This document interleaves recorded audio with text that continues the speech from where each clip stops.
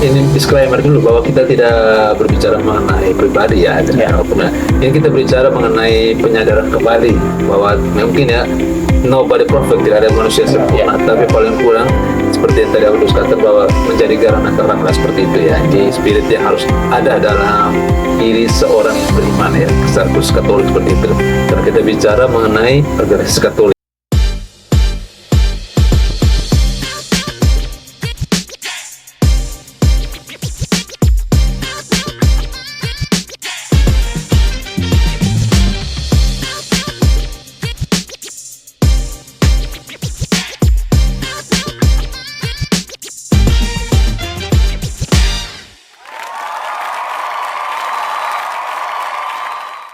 Oke, standby, kamera ready, sound ready, 3, 2, 1, action.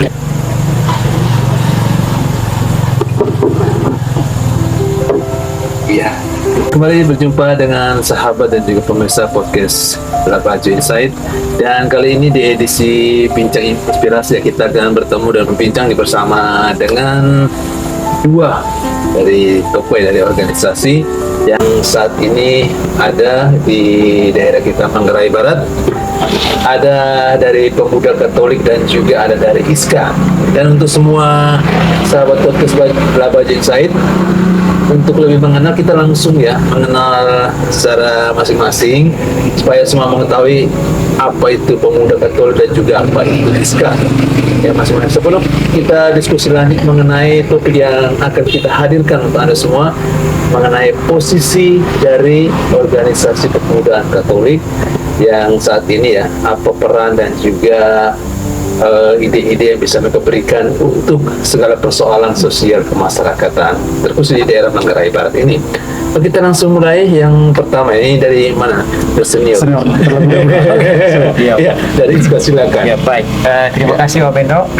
Selamat malam untuk kita semua, juga untuk pemirsa kita ya.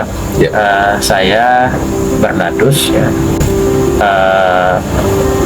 Saya ketua ISKA. ISKA itu singkatan dari Ikatan Sarjana Katolik Indonesia.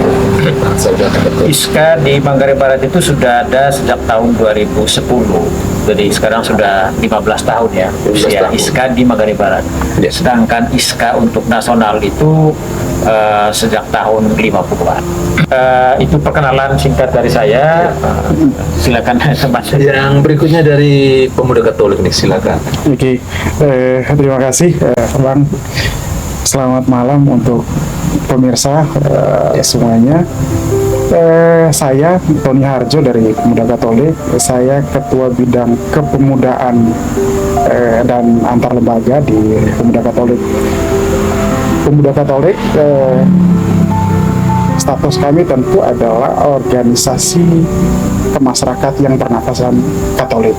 Tapi kita tidak menyentuh dalam aspek sampai ke dalam gereja secara itu tidak. Tapi hal-hal sosial itu kami lakukan. Secara struktural organisasi, Labuan Bajo atau Manggarai Barat ini Komcapnya adalah Komcap Manggarai Barat. Mungkin itu dulu perkenalan singkat dari kami Pemuda Katolik, Bang. Iya. Nah, ini kita bicara juga mengenai kehadiran ya dari organisasi ini kan. Apakah kita kembali kayak ke sejarah ke belakang ya, ke belakang gitu dari organisasi. Sebelum kita bicara lanjut nih mengenai peran dari organisasi ini ke sosial masyarakat baik di Manggarai Barat ataupun secara skala nasional ya, karena tadi sudah dijelaskan bahwa ada dari struktur dari atas ya, dari pusat. Nah, ini mengenai organisasi ini sendiri, apakah organisasi ini kan bagi yang awam nih, apakah ini terlahir sejak ada sambutan bahwa saya ini 100% Katolik, 100% Indonesia nih, ataukah mungkin hal-hal lain nih? Silakan ya, Baik, terima kasih Om Ben.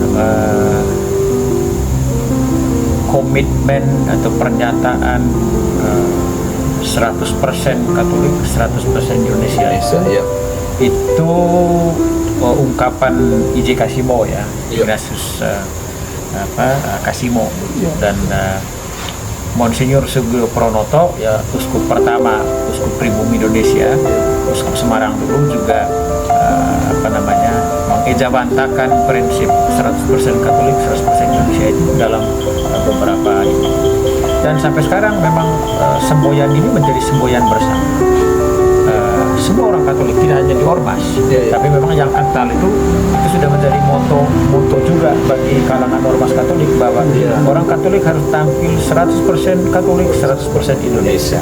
Nah, tentu punya makna, di balik ungkapan ini tentu punya makna bahwa kita kalau misalnya di PMKRI itu ada pro ecclesia et patria. Ecclesia itu adalah gereja, patria itu adalah bangsa, negara. Jadi ormas Katolik ini hadir untuk gereja dan juga untuk bangsa.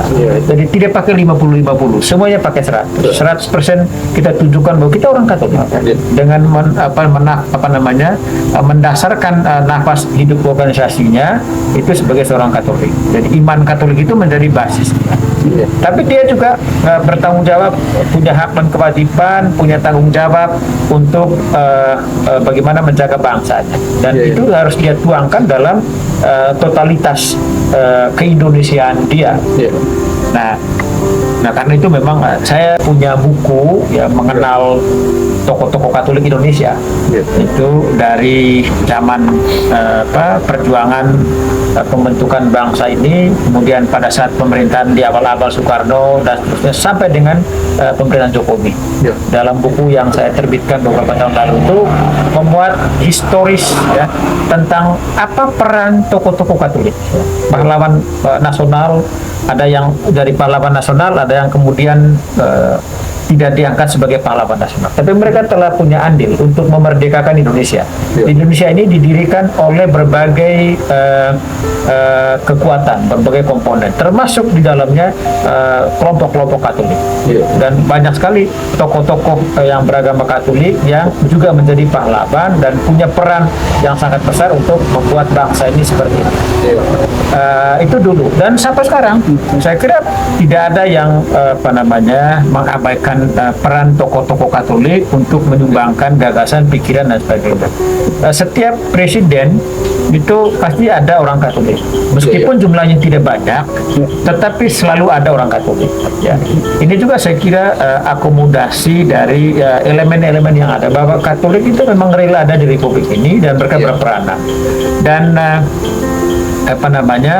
tidak berarti si A, si B yang duduk dalam kabinet itu merepresentasi Katolik juga, tidak juga. Tetapi bahwa kita bangga ada orang Katolik yang dipercayakan untuk mengurus negara. Ada yang dari menteri, ada yang dari gubernur, ada yang dari bupati, wali kota, ada yang dari DPR RI, DPD dan seterusnya. Jadi kita semua berperan untuk membangun bangsa dan negara.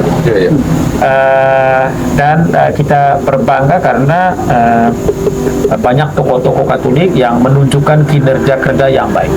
Tetapi sekaligus juga kita prihatin karena banyak juga tokoh-tokoh Katolik yang ketika diberi jabatan mereka akhirnya juga menjadi koruptor. Nah, ini yang kita sayangkan. Padahal kan ajaran kita sebetulnya kita harus dapat mungkin menghindari hal-hal yang negatif seperti itu. Ya memang tidak hanya orang Katolik, semua agama yang apapun juga melakukan hal yang sama. Tetapi hendaklah Katolik itu harus tetap menunjukkan kualifikasi dan nilai-nilai yang berbeda. Begitu. Kita bangga tentunya sebagai orang Katolik kalau dia menjalankan tugas sampai akhir tanpa cacat celah. Itu yang kita harapkan. Gitu. Nah, kembali ke pertanyaan dasar Om Endo, apa sih peran dari ormas? Sebetulnya banyak. Peran ormas itu memang dalam wilayah negara, lebih cenderung dalam wilayah negara, bukan wilayah gereja. Nah, dapat saya ibaratkan seperti begini: 5 ormas Katolik ini mereka di luar kintal gereja dan mereka ada pada wilayah-wilayah mengkritisi masalah-masalah bangsa, mengkritisi masalah-masalah sosial yang terjadi di daerahnya. Macam kami yang di daerah ini bukan masa bodoh dengan daerah lain, tetapi kami lebih fokus bagaimana mengkritisi kebijakan-kebijakan pemerintah yang ada di daerah ini. Dan itu kewajiban kami sebagai ormas untuk memberi catatan-catatan kritis dan seterusnya. Dan sekali lagi kami memang tidak ke dalam, karena urus ke dalam ke gereja itu ada orang lain seperti tadi OMK, Santa Ana segala macam. Mereka semua ada di dalam kintal gereja. Jadi mereka yang urus tentang bagaimana core, bagaimana menciptakan ekosistem di dalam gereja yang baik dan seterusnya. Nah, kami tentu tidak mungkin ditarik lagi ke dalam kintal. Kami di luar kintal gereja. Nah, kami berhadapan dengan negara. Jadi ormas Katolik ini itu ada pada wilayah itu, wilayah mengkritisi kebijakan negara. Nah, sedangkan ke dalamnya itu tidak. Tidak berarti kami tidak ini, tetapi kan kelompok-kelompok kategorial dan parokial itu yang memang bertugas untuk menjaga marwah lingkungan gereja itu dengan bersih. Lingkungan dalam arti bukan dalam arti fisik ya, tapi mereka berperan untuk memberikan pelayanan terhadap partisipasi aktif mereka terhadap bagaimana membangun sebuah paroki, sebuah kapela, sebuah keuskupan dan seterusnya. Sedangkan kami lebih di luar itu. Jadi kami ada di posisi memberi catatan-catatan, rekomendasi, kontribusi pemikiran, sumbangsi segala macam terhadap kepentingan bangsa dan negara. Mungkin di situ saja bedanya dengan teman-teman kategorial dan parokial. Mungkin itu, Om. Iya. Nah, ini masih pemuda Katolik ini betul ini kan dengan betul ya, dengan ini masih dengan nafas yang sama tadi. 100% Katolik dan 100% Nisan. Apakah ini juga terus digaungkan dalam kaderisasi pemuda Katolik kan? Seperti yang tadi Pak Duk sempat omong bahwa seringkali juga ya, walaupun kita idealnya spiritnya jelas nih, ajarannya iman Katolik, tetapi kan terjebak. Nah, ini oknum-oknum ya, oknum ini kan seringkali terjebak. Oke lah, kita prioritas bahwa yang satu aliran lah gitu kan. Nah, ini bagaimana? Apakah terus didengungkan seperti itu? Atau mungkin seringkali kadang-kadang terlupakan nih? Silakan. Terima kasih, Pak. Ini sangat menarik kalau kita tarik kembali soal kira-kira seperti apa ke dalam aspek soal pengkaderan, apakah selalu digaungkan bicara soal 100% Katolik, 100% Indonesia di dalam pemuda Katolik. Yang pasti soal ini kita selalu menyatakan bahwa 100% Katolik, 100% Indonesia itu jelas. Jadi hal ini sebetulnya dibuat untuk membangun semangat para kader bahwa kita punya identitas secara ormas ya, tapi ada identitas juga secara Katolik. Jadi kita harus mencerminkan seorang Katolik yang utuh bahwa jika kita melaksanakan kegiatan atau apapun, jadi kita selalu mengedepankan soal bahwa bagaimana ajaran-ajaran Katolik itu dikedepankan. Jadi dalam perilaku sosial, dalam menyikapi isu-isu sosial juga, ataupun dalam titik tertentu juga nanti kita menduduki jabatan-jabatan dalam publik, itu bagaimana kita mengedepankan soal ajaran-ajaran gereja Katolik. Dan tentu hal lain juga adalah soal 100% Indonesia. Jadi karena salah satu tanggung jawab kami juga di Ormas Pemuda Katolik itu adalah soal menjaga keutuhan bangsa dan negara. Jadi 100% Indonesia ini adalah bagaimana cara dan tugas kita masing-masing untuk menjaga keutuhan bangsa di balik perbedaan budaya, agama, bahkan dalam tataran tertentu satu sosial dan lain sebagainya. Nah, itu juga itu yang dinamakan kita 100% Indonesia, menjaga bersama keutuhan bangsa, sehingga tidak ada perpecahan, tidak ada lagi yang menamakan jadi kamu darah biru, saya darah.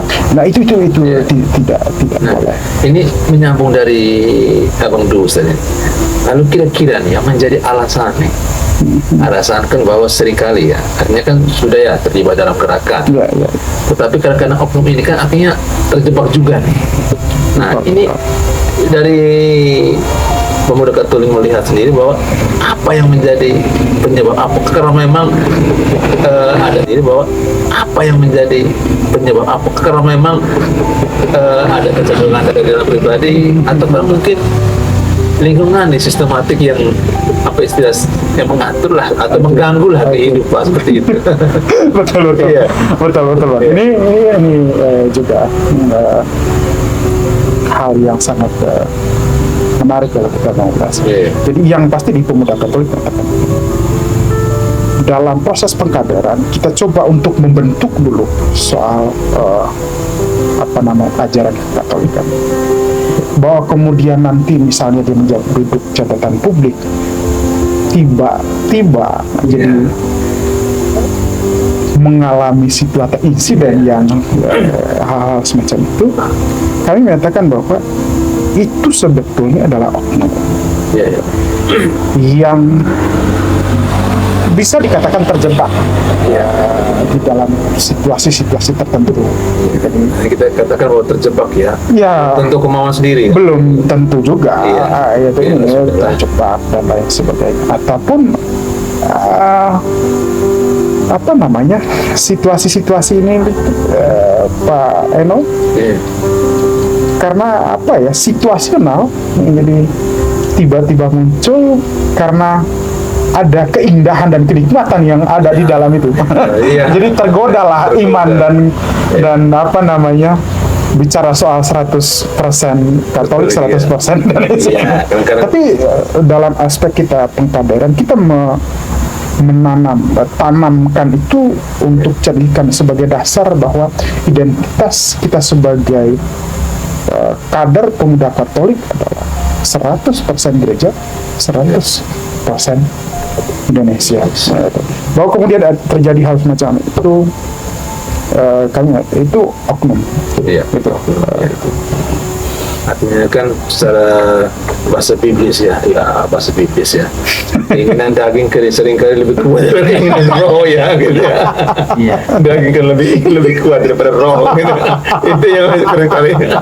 Nah, Meskipun ya, betul. Om Eno, kita ini kan dituntut ya Iya. untuk menjadi garam dan terang dunia. Iya. Menjadi garam itu kita harus larut, Iya. hidup membaur dengan umat yang lain. Jadi kita harus menjadi garam. Tetapi meskipun kita larut, tapi harus tetap terasa. Harus tetap, Ada lah. jangan sampai jadi hambar. Iya. Kita harus tetap punya rasa. Garam itu harus, meskipun dia larut, tapi harus terasa. Iya. Rasanya apa? Rasanya sebagai Katolik itu. Iya. Kemudian terang. Ya, meskipun kita berada di tempat gelap, hendaknya kita harus tetap terang. Iya. Mungkin kita tidak bisa membuat semua kegelapan ini menjadi terang, Terang, iya. tapi tidak-tidaknya kita sendiri harus menjadi sumber terang itu. Iya. Sejauh mana terang itu yang terpancar dari dalam diri kita itu memengaruhi orang lain, itu soal lain. Tapi bahwa kita sendiri jangan sampai kemudian menjadi gelap gitu. Itulah yang dimaksudkan. Mengapa kalau orang Katolik dimanapun dia bertugas berkarya, apakah sebagai abdi negara, apakah sebagai pegawai negeri, apakah sebagai tentara, apakah sebagai dokter, sebagai apapun dia harus tetap menjadi garam dan terang itu. Iya. Kan itu misi, itu amanat, itu spirit yang diberikan oleh gereja. Dimanapun kamu harus tetap menjadi terang. Iya. Kamu harus menyumbang terang itu kepada yang lain. Seperti kata Pak Tony tadi, bahwa faktanya orang Katolik juga kadang-kadang menyumbang kegelapan. Atau juga memadamkan terang yang lain gitu.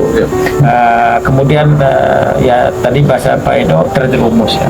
Ya ketika kita kemudian menjadi koruptor, maka kan ada lingkungan yang juga turut membentuk. Ada ekosistem di dunia kerja kita yang juga bisa memengaruhi kita akhirnya disorientasi. Yang tadinya kita ingin menjadi terang, tapi tiba-tiba kita pun juga terseret dalam arus di situ. Dari situlah letak ujian. Orang Katolik sejatinya harus tahan uji di situ. Kalau lingkungan dia korupsi semua, maka dia tidak boleh korupsi. Itu harapannya. Tapi seringkali harapan itu tidak sesuai dengan kenyataan. Antara Saint dan Solen itu selalu berjalan beda.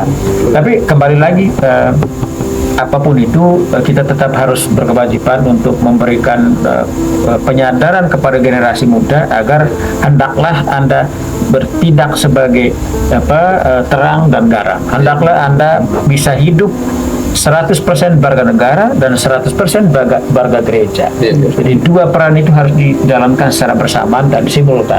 Jadi jangan kemudian dia hanya menonjolkan kekatolikannya, tapi kemudian dia mengabaikan dari aspek-aspek kenegaraan yang menjadi ada kewajiban, ada tugas dia sebagai warga negara. Dia abaikan itu, tapi dia mengutamakan agamanya. Ini juga tidak boleh. Harus tetap balance, seimbang antara dia sebagai gereja, sebagai warga Katolik, dan dia sebagai warga negara. Iya. Nah, ini dari kita pembahasan ini artinya bahwa ini disclaimer dulu bahwa kita tidak berbicara mengenai pribadi ya. Nah, ini kita berbicara mengenai penyadaran kembali bahwa mungkin ya nobody perfect, tidak ada manusia sempurna, tapi paling kurang seperti yang tadi Abang katakan bahwa menjadi garam dan terang lah, seperti itu ya. Ini spirit yang harus ada dalam diri seorang yang beriman ya, kesatuan Katolik seperti itu. Karena kita bicara mengenai organisasi Katolik. Lebih lanjut nih, ini Abang Dus. Nah, dalam perjalanan seperti ini, kira-kira nih, posisi dari diskusi dari Junta Muda Katolik ini bagaimana nih? Berada di mana nih? Apakah dengan sosial kebangsaan, satu masalah kebangsaan saat ini kan, sosial masalah kan yang paling rumit untuk diselesaikan ini nih persoalan nih kan. Koruptor ini kan paling susah nih. Apalagi saat ini kan lagi viral RUU penyitaan aset kan. Nah, ini kan yang lagi ramai dibahas, tapi kita bahas ini. Nah, ini posisi dari ISKA dan Pemuda Katolik ini. Nah, ini bagaimana nih melihat seperti ini? Silakan. Ya, kita sebetulnya sangat mendukung kalau sekiranya undang-undang perampasan aset ini disahkan oleh DPR. Meskipun undang-undang itu tidak bisa menjawab seluruh problem tentang korupsi.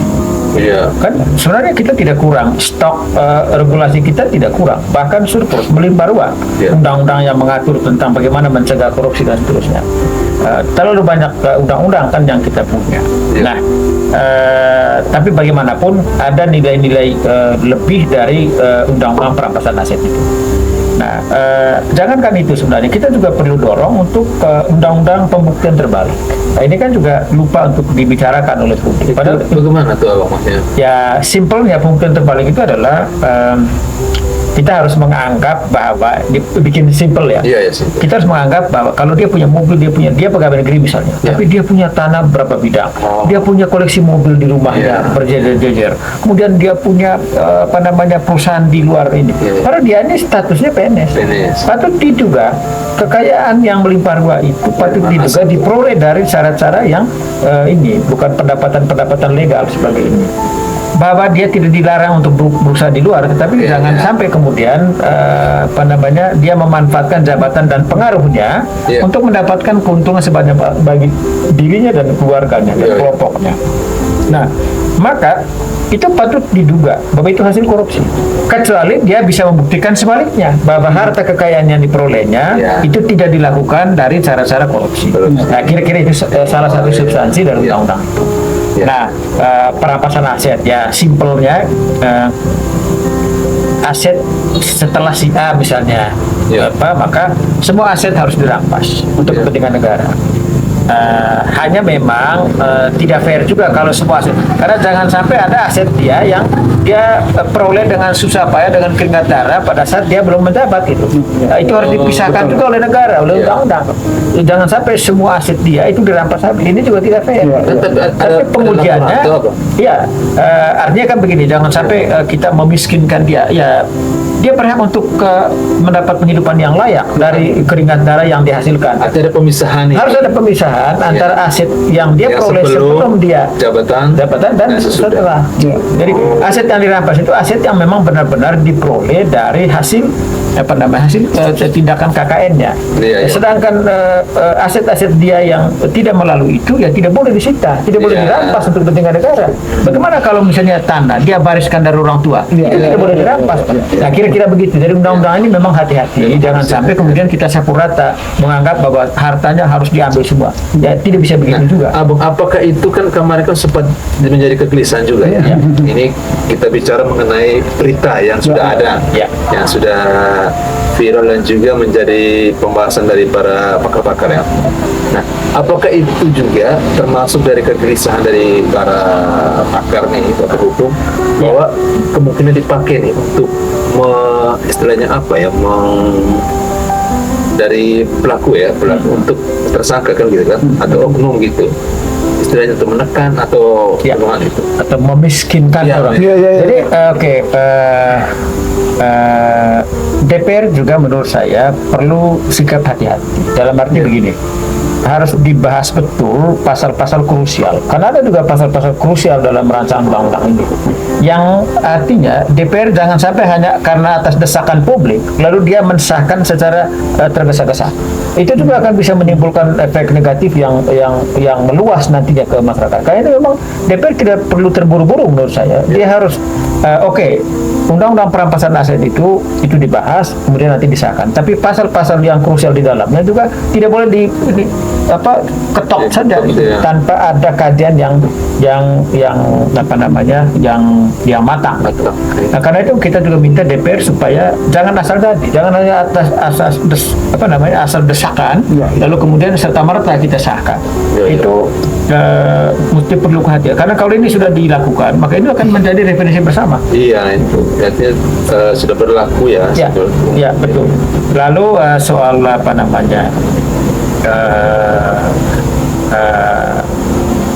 korupsi ini kan banyak sekali sebabnya. Iya.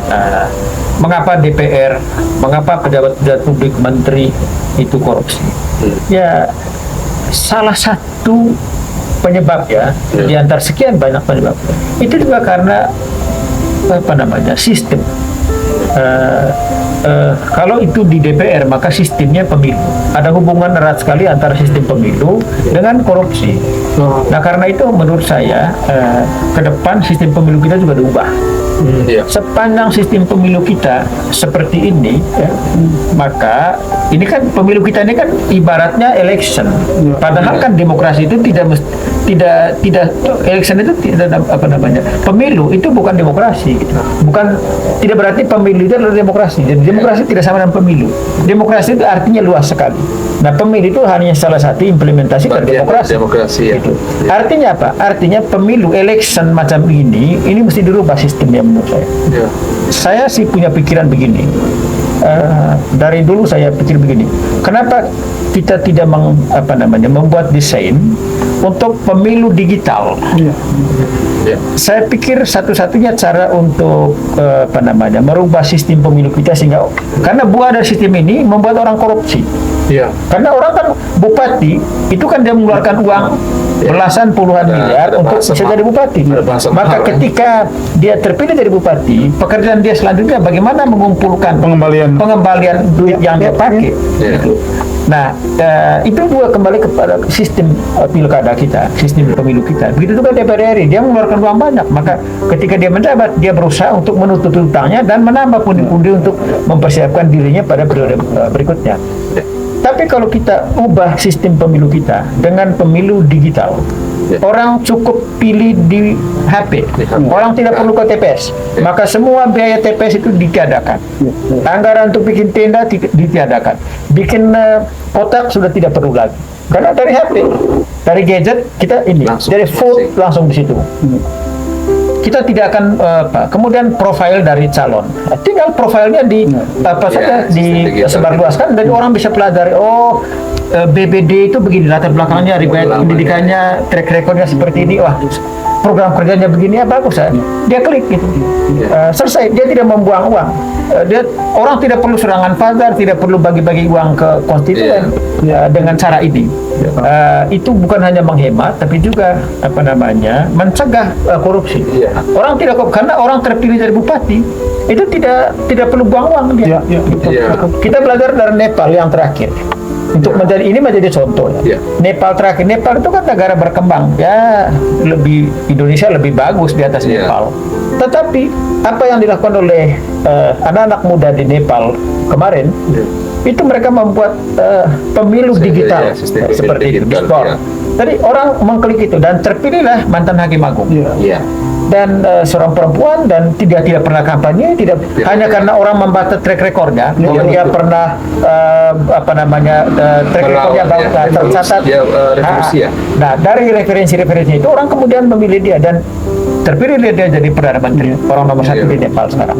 Ini contoh betapa kreativitas anak muda itu bisa melahirkan perubahan sistem pemilu yang radikal. Gitu. Nah, kenapa Indonesia tidak belajar dari negara kecil seperti Nepal? Karena itu kita usulkan ini, saya pikir ini wajib kita gelindingkan terus menerus di acara ini, sehingga satu ketika pemilu kita itu pemilu digital. Kita tidak perlu ke TPS. KPU punya pekerjaan juga jadi sangat ringan. Kita manfaatkan teknologi. Sinyal internet sekarang sudah masuk di mana-mana. Saya pikir tidak ada alasan lagi. Kalau dulu kan sinyal HP masih susah, jadi susah kita ini. Kalau sekarang kan tidak ini. Soal potensi peretasan, ya Amerika sudah mempraktikkan itu. Orang pilih vote lewat HP kok, tidak perlu ke TPS dan seterusnya. Jadi memudahkan. Anggaran akan hemat, ya. Triliunan rupiah kan biaya pemilu ini. Kemudian orang calon bupati, calon presiden, calon DPR tidak perlu mengeluarkan uang banyak. Ketika dia tidak keluar uang banyak, maka nafsu dia juga untuk mengumpulkan uang untuk menutup utang kan juga dari kecil. Jadi ada korelasi langsung antara sistem pemilu dengan output yang kemudian melahirkan pejabat-pejabat yang cenderung korup. Nah, itu kira-kira.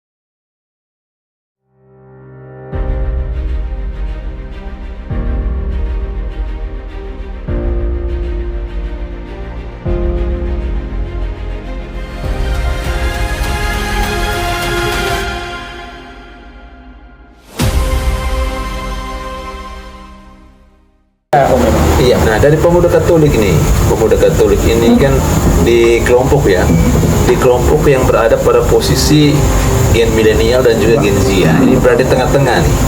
Ini bagaimana melihat hal ini? Apalagi tadi sempat disebut dengan kasus Nepal ya. Ini peristiwa yang sangat luar biasa ya. Ini menjadi keprihatinan bersama, tetapi juga menjadi cahaya yang baru nih dalam kehidupan bertata negara. Betul. Silakan. Oke. Ini memang luar biasa kalau memang karena Gen Z, keresahan Gen Z hari ini menyatakan begini, gagah tapi menyakitkan. Nah itu kata-kata Gen Z. Tampan tapi korup. Pada dasarnya itu semua karena kegelisahan. Ditambah lagi dengan soal menyatakan sebetulnya kita tidak kekurangan orang pintar, tapi memang persoalan kita ini soal kesadaran. Kesadaran yang pertama adalah kesadaran untuk menjaga integritas. Lalu yang kedua adalah kesadaran untuk membangun. Saya pikir dua hal ini yang paling penting untuk dijaga. Soal integritas, tidak hanya sekedar integritas dalam jabatan publik, tidak. Ini integritas secara personal. Bukan semua lah integritas diri. Integritas diri. Ya. Jadi pada akhirnya yang dilihat akhirnya adalah soal secara personal. Oh, ternyata seperti ini. Yang awalnya dia menyampaikan, jika saya berada di dalam sistem, Ya. saya akan menyuarakan A, B, C, D. Ya, ya. Yang pada intinya adalah membicarakan soal pembangunan, menyuarakan apa yang menjadi harapan dan aspirasi rakyat. Ya.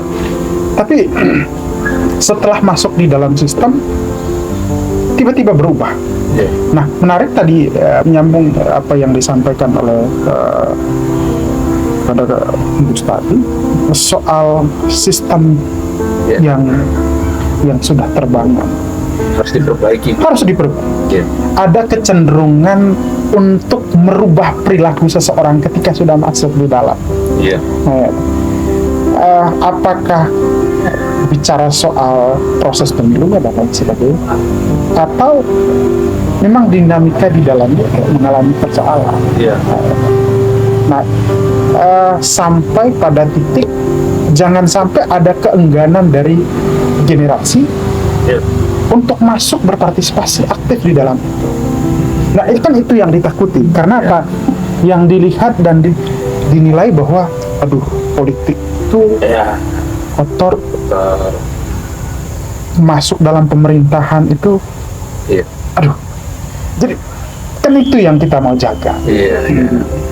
Nah, dari pemuda Katolik sendiri terus membentuk suatu identitas kader untuk menjaga soal integritas ini. Iya. Selalu mengedepankan integritas dan kolaborasi dengan ajaran sosial gereja dan lain sebagainya. Iya. Jadi perlu diingat dan perlu disadari bahwa kedepannya itu ada generasi ada pergantian generasi. Jangan sampai ada keengganan seperti ini yang mengakibatkan hanya orang yang haus akan keinginan yang bisa masuk di dalam, sementara orang-orang yang cerdas enggan untuk masuk dalam sistem. Iya. Iya. Nah, ini yang menjadi persoalan. Nah, pertanyaannya sekarang adalah, apakah itu juga yang terjadi hari ini? Iya. Apakah orang-orang cerdas ini enggan masuk di dalam? Ya. Dan yang masuk hanyalah orang-orang yang punya dalam aspek soal finansial yang Iya. kuat. Karena di dalam darah aktivis sebagian besar menyebutkan begini, kami kaya akan pengetahuan, Ya. tapi miskin akan Ya. harta. Harta. Jadi pertarungan hal semacam ini kan pertarungan soal finansial dan lain sebagainya, kekayaan dan lain sebagainya. Nah, jika itu terjadi, maka terjadilah yang namanya Ya. korupsi. Ya.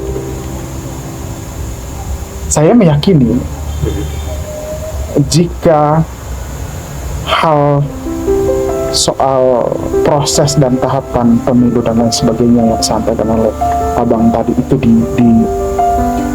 Lola secara baiknya. dikelola, diperbaiki dan lain sebagainya, itu bukan berarti tidak terjadi lagi soal korupsi. Ya. Karena secara manusiawi memang sulit untuk katakan tidak. Iya. Gitu. Selalu ada sisi kemungkinan. ini, ya, pro dan daging berjalan sekalian. Potensi itu akan memberikan kemungkinan. Ya. Tergantung siapa kuat. Gitu. Tidak untuk menyatakan tidak, tapi angkanya bisa diminimalisir. Ya. Bahkan situasi hari ini kan cukup ironis. Ya, ya. Ironisnya kan jadi sampai ada upaya untuk demo yang meruduk sampai sana sini dan lain sebagainya. Ya. Nah kan itu sudah masuk dalam titik yang sangat fatal dan vital sebetulnya. Iya. Dan memang sudah menjadi perhatian bersama. Ya, itu sudah menjadi perhatian bersama dan lain sebagainya. Iya, kasus kemarin kan artinya memberi terapi lah kasus kemarin yang harusnya kita memberikan shock terapi terapi kepada semua ya. untuk pemerintah dan lain Ya, sebagainya. artinya ada sisi positif. Iya. Gerakan-gerakan demo kemarin itu ada sisi positif. Iya. Tetapi memang kita tidak pernah membenarkan ketika orang bakar rumah. Iya. Ya, Itu tetap betul, itu ya. tidak. Itu betul. Itu. Saya bahwa kita harus akui bahwa ada kekurangan yang fatal di kalangan kita sebagai warga sipil. Iya. Menurut saya kita belum terkonsolidasi dengan baik. Kekuatan sipil di negara ini belum terkonsolidasi dengan baik. Iya. Gerakan kemarin itu gerakan semacam gerakan spontan, insidentil, tetapi tidak punya konsep yang jelas.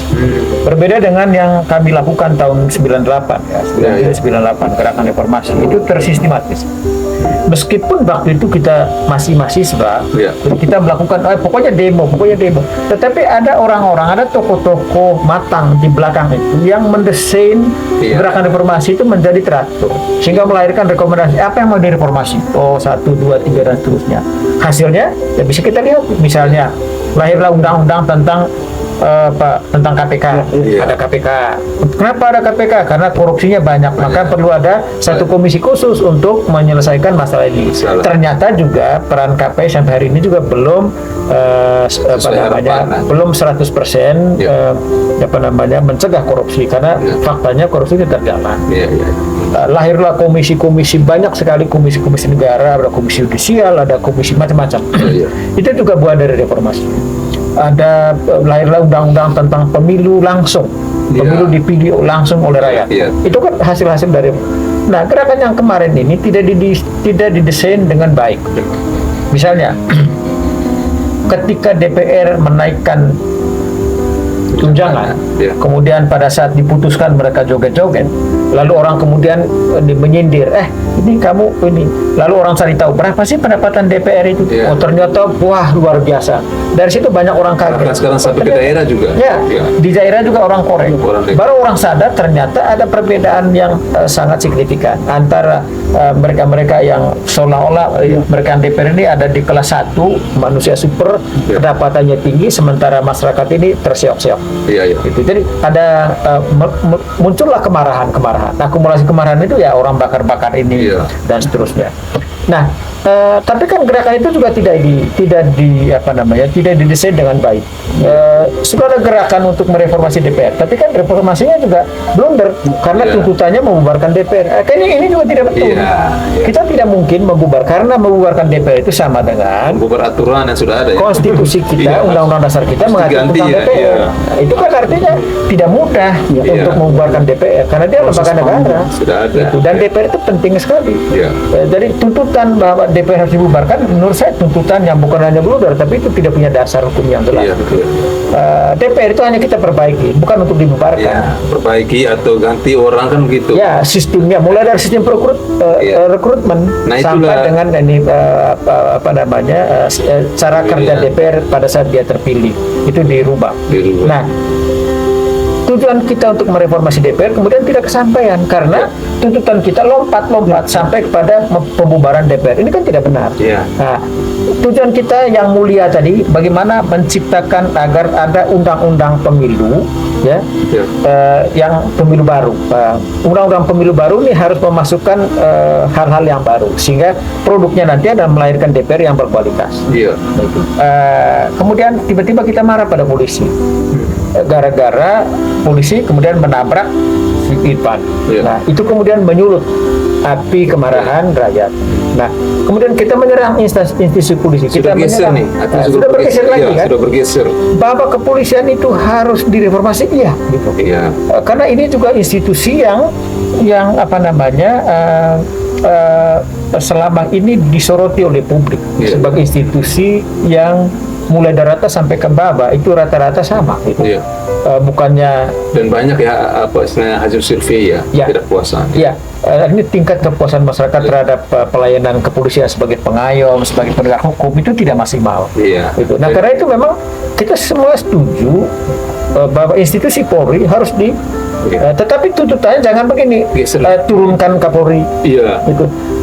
Itu itu penyelesaian yang bukan substantif. Ya, tapi yang penting sebenarnya bagaimana mereformasi ini. Berarti mulai dari undang-undang tentang Polri. Di situ desain untuk perubahan apa itu di situ. Jangan begini, solusinya seolah-olah ganti Kapolri. Terus kalau nanti Kapolrinya diganti, apakah persoalan selesai? Kan tidak gitu. Jadi apa namanya? Solusi yang instan seperti itu bukan jawaban yang semestinya. Demikian juga isu mengenai isu ternak Mulyono. Jokowi itu tidak lagi presiden. Karena itu kita tidak perlu lagi menoleh ke masa lalu. Kalau mau kita kritis sekarang, kritisi masa pemerintahan Prabowo. Ada gunanya karena ada potensi untuk dia rubah. Jangan mengkritik lagi apa yang sudah tidak bisa lagi sebenarnya. Gitu. Itu sudah masa lalu. Jokowi itu sudah masa lalu. Mari kita lihat sekarang. Lebih penting mengkritik rejim Prabowo dengan Gibran sekarang ini daripada mengkritik pemerintahan sebelum, kan tidak ada guna. Mereka tidak punya punya kewajiban, tidak punya ruang lagi untuk memperbaiki. Yang sekarang lagi ini adalah pemerintah sekarang. Misalnya, bagaimana publik mengkritisi tentang program makan siang bergizi gratis. Bagaimana publik mengkritisi Koperasi Merah Putih. Ini kan program yang bersentuhan dengan kepentingan banyak orang. Nah, kebijakan macam ini harus diberi pembobotan, harus diberi perbaikan-perbaikan. Supaya apa? Supaya bermanfaat bagi masyarakat. Itu jauh lebih penting ketimbang kita terus melihat ijazah orang. Ini kan sesuatu yang tidak produktif. Nah, orang Indonesia itu kan mudah sekali untuk ini. Mari kita mendukung pemerintahan ini dengan memberikan kontribusi pemikiran yang kritis, termasuk ormas-ormas Katolik. Menurut saya juga harus memberikan kontribusi pikiran kepada rejim ini.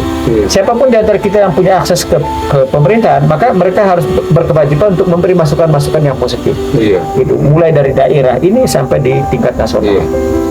Jangan kemudian mengamini apa saja yang tidak ini. Jadi mereka harus tampil kritis gitu. Itulah makna tadi. Orang Katolik harus dengan spirit Katolik itu harus tetap tampil sebagai ini. Jangan kemudian ketika dia ada di hijau, kemudian dia harus berganti baju menjadi baju hijau. Tadinya dia warna kuning, tiba-tiba karena di situ merah semua, dia harus ganti baju merah. Karena di situ biru, dia harus ganti baju. Tunjukkan kalau kau kuning, tunjukkan kau tetap kuning. Kau kuning di antara sekian hijau yang banyak. Kau menunjukkan bahwa kau harus menjadi terang di situ. Kira-kira seperti itu makna tadi. Nah, jadi dia harus tetap 100% Katolik, tapi 100% warga negara. Nah, ini pemuda Katolik ini, artinya kan sekarang lagi dalam proses pertumbuhan, ya kan? Dan juga pergerakan. Masih panjang lah ya bicara pemuda Katolik ini. Ketika melihat yang disampaikan oleh Audus ini kan, artinya kan konsekuensi sebagai yang punya spirit ini Katolik ini kan ada istilah martir nih, kan gitu kan, otomatis ya. Ketika tadi kan Baldus bilang harus berbaju, pokoknya kalau di situ kita sudah kuning, ya kuning, jangan sampai merah, hijau kan. Nah, kan otomatis nih pasti akan menjadi terkutip ya, martir kan dalam soal kepentingan kan seperti itu. Dan bisa jadi korban juga. Bisa jadi korban kan. Ini kan bagaimana nih pemuda Katolik kan dengan jiwa kemudaannya melihat hal ini? Apakah ini, jangan mengganggu saya punya juga nih. Silakan. Oke. Yang pasti kami dari pemuda Katolik adalah soal warna di dalam suatu perkumpulan itu tidak akan mengganggu yang sangat mendasar. Yang kita mau dorong adalah kepentingan bersama. Kira-kira apa kepentingan kita dengan berbagai macam warna ini? Jadi kita kumpul bersama, jadi bicara bersama, lalu kita selesaikan persoalan. Itulah yang kami katakan 100% Indonesia. Jadi sama-sama membicarakan soal itu. Tidak penting untuk membicarakan untuk sampaikan warnamu ini warna dan lain sebagainya. Apalagi pura-pura untuk merubah warna. Kan itu yang lebih menarik lagi. Jadi pura-pura untuk merubah warna, jadi seperti kelihatan. Nah, itu lagi lebih berbahaya. Jadi idealnya bagi pemuda Katolik adalah apa yang bisa disampaikan atau bisa dijadikan sumbangsi untuk bangsa, itu yang disampaikan. Nah, kira-kira apa yang dikerjakan oleh pemuda Katolik atau untuk bangsa hari-hari ini. Jadi pemuda Katolik sudah mengambil bagian-bagian yang tertentu untuk membangun bangsa, termasuk kita bisa menyampaikan soal bagaimana soal perlindungan perempuan dan anak, bicara soal pendidikan atau sumber daya manusia. Secara khusus kita bicara bagian Nusa Tenggara Timur misalnya. Jadi pemuda Katolik selalu menyatakan bahwa penting untuk menjaga soal pembangunan sumber daya manusia yang pada akhirnya itu akan berdampak terhadap kesejahteraan hidup. Karena bicara soal apapun konflik, apapun kepentingannya, kepentingan yang ada, yang pasti outputnya adalah bicara soal kesejahteraan hidup. Konflik yang banyak yang terjadi, persoalan yang banyak terjadi, itu dasar atau asal muasal atau ujungnya pasti bicara soal kesejahteraan. Ada yang diinginkan untuk tujuannya untuk mendapatkan kesejahteraan hidup dan lain sebagainya, termasuk bicara soal korupsi tadi. Itu kan sebetulnya dasar langkah gelap untuk bicara soal kesejahteraan. Apakah boleh? Sebetulnya kan tidak. Tapi itu langkah gelap bagi saya, menyatakan itu langkah gelap yang dilakukan. Hal yang tidak diperbolehkan, tapi karena ada celah dan potensi ya. Berarti pokoknya secara spirit bahwa sekalipun ya menjadi korbannya, makanya seringkali juga ini seperti yang baru Ustaz katakan bahwa seringkali juga yang seperti itu ya jadi korban kan. Orang yang tulus kan susah diterima. Betul. Jadi ini yang menjadi catatan bahwa orang yang tulus itu memang susah untuk diterima. Satu, lalu yang kedua adalah bahkan sulit untuk dipercaya. Dalam ruang gelap itu orang yang tulus itu tidak butuh. Yang dibutuhkan adalah orang yang taat dan patuh. Bisa menyelesaikan. Taat terhadap perintah. Kan itu soalnya. Makanya kami di mendapat itu yang mengatakan bahwa di wilayah Nusa Tenggara Timur, hal yang paling penting untuk dijaga itu adalah satu, bicara soal sumber daya manusia. Lalu yang kedua adalah bicara satu isu ya, hal yang menarik lagi di wilayah Nusa Tenggara Timur sekarang itu adalah soal kekerasan anak dan perempuan dan lain sebagainya, yang sampai akhir-akhir ini terus bergulir dan sebagainya. Jadi pemuda Katolik mengambil ruang-ruang seperti itu. Jadi tujuannya apa? Agar tidak ada lagi persoalan-persoalan yang kesenjangan sosial, sudah itu kekerasan terhadap warga negara dan lain sebagainya. Jadi itu ruang-ruang yang diambil oleh Katolik, salah satu dan dua dan lain hal. Bahwa kemudian banyak yang dikerjakan oleh pemuda Katolik dan lain sebagainya. Saya pikir itu. Nah, ini kan mengutip dari kata Bukan ya, bahwa perjuangan kita saat ini kan lebih susah karena melawan bangsa sendiri. Nah, ketika melihat dengan kata-kata ini yang diberikan oleh Insinyur Soekarno ini, bagaimana tiga hal dari ISKA dan juga pemuda Katolik melihat bahwa apa yang harus diperbaiki supaya paling kurang ya ketika kita kan meminimalisir, artinya mungkin menghilangkan ya, tidak mungkin ya 100% ya, ini karena proses masih berjalan, meminimalisir yang harus diperbaiki oleh bangsa ini ke depan supaya bisa lebih baik lah SDM atau mungkin kaderisasi yang harus kuat dan lain-lain. Silakan. Memang kita yang ada di Ormas ini memang juga menjadi tantangan bagaimana sistem kaderisasi yang kita lindingkan terhadap orang-orang muda. ISKA, PKRI, Pemuda Katolik, Patria, PMKRI itu harus memperhatikan betul tentang sistem kaderisasi. Mengapa? Karena ini penting sekali. Mempersiapkan kader untuk tangguh itu bukan sesuatu yang mudah. Ya, betul. Saya melihat militansi kita untuk kaderisasi ini juga lemah.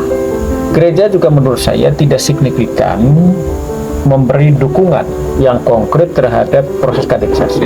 Demikian juga penguatan sumber daya manusia. Saya kira gereja juga tidak memberi perhatian yang lebih untuk ini. Ini koreksi untuk kita ke dalam. Lembaga pendidikan mulai dari sekolah dasar Katolik, SMP, SLTA dan perguruan tinggi Katolik. Ini harus dievaluasi. Kita apa yang dirintis oleh pendahulu-pendahulu kita ini kan sudah bagus. Kita sekarang sudah merasakan bagaimana pendidikan Katolik itu kemudian menghasilkan banyak sekali sarjana-sarjana Katolik, banyak sekali doktor-doktor orang Katolik yang kemudian punya kualifikasi. Dan pembenahan terhadap lembaga pendidikan kita harus terus dilakukan. Jangan sampai kan banyak sekolah-sekolah Katolik yang terancam ditutup. Ini juga jadi soal. Karena itu menurut saya proses kaderisasi itu kan selain di bangku formal sekolah, lembaga pendidikan, tapi juga terutama di ormas-ormas ini. Melalui ormas-ormas ini proses kaderisasi itu akan dibangun. Dan saya pikir gereja harus memberi perhatian kepada mekanisme pola rekrutmen dan seterusnya. Adakah beasiswa misalnya untuk kader-kader kita yang cerdas, yang punya punya IPK yang bagus? Adakah kita memberi support kepada mereka? Gitu. Biaya mahal untuk biaya pendidikan di sekolah-sekolah Katolik juga menurut saya harus dievaluasi, karena jangan sampai mereka menjadi super sendiri di tengah orang Katolik kemudian cenderung untuk tidak masuk sekolah di Katolik tapi mengambil sekolah negeri. Mengapa? Karena biayanya lebih murah. Di sini kan mahal. Karena itu ini juga perlu dievaluasi. Jangan sampai karena kemahalan orang kemudian cenderung untuk beralih dari sana. Ini juga harus menjadi evaluasi untuk kita ke dalam. Lalu soal tadi ada istilah tadi. Itu juga persamaan dengan 100% tadi itu sama juga dengan misalnya analogi mengenai hendaklah kita licik seperti ular dan tulus seperti merpati. Jadi licik dulu seperti ular, setelah licik baru tulus. Jadi tulus tidak lebih dulu gitu. Tapi licik dulu. Licik dalam arti sebetulnya bukan dalam konotasi negatif, tapi licik itu kan bagaimana kita mengejar sesuatu setelah kita mendapatkan baru wise, bijaksana itu yang harus itu artinya perang dulu. Kita berhadapan dengan itu. Setelah kita mendapatkan sesuatu, maka apa yang kita capai itu harus untuk kebaikan banyak orang. Kan kira-kira begitu. Dan terima kasih untuk berdua ya, terima kasih dari Siska dan juga Tony dari Pemuda Katolik. Terima kasih semua, dan juga untuk Anda semua pemirsa dan juga sahabat podcast Laba Jo Insight. Jadi kita sudah bicara banyak ya mengenai peran dari ormas Katolik. Di sini ada perwakilannya, dan juga tadi sudah dikatakan masih ada banyak nih ormas Katolik yang ada di daerah Labuan Bajo ini, dengan berbagai isu yang sudah kalian bahas, bahwa ormas Katolik ini tidak diam, jadi juga terus bergerak untuk mengatasi ataupun memberikan solusi atas masalah sebuah terjadi ini baik dari tingkat pusat, negara, dan juga daerah kita di Manggarai Barat ini. Dan untuk Anda semua yang menyaksikan, silakan mengambil segala pesan dan juga segala hal yang disampaikan, dan tentunya sangat berguna dan menginspirasi Anda dalam setiap kehidupan Anda lakukan. Kami mengucapkan terima kasih untuk gabungan Anda, dan kita akan bergabung di program-program berikutnya. Terima kasih. Terima kasih Anda telah menyaksikan Laba Jo Insight Podcast. Jangan lupa ya untuk kirim like-nya, lalu subscribe dan share dong ke semua orang. Dijamin semuanya sehat dan sukses selalu. Amin. Yaudah, bye-bye.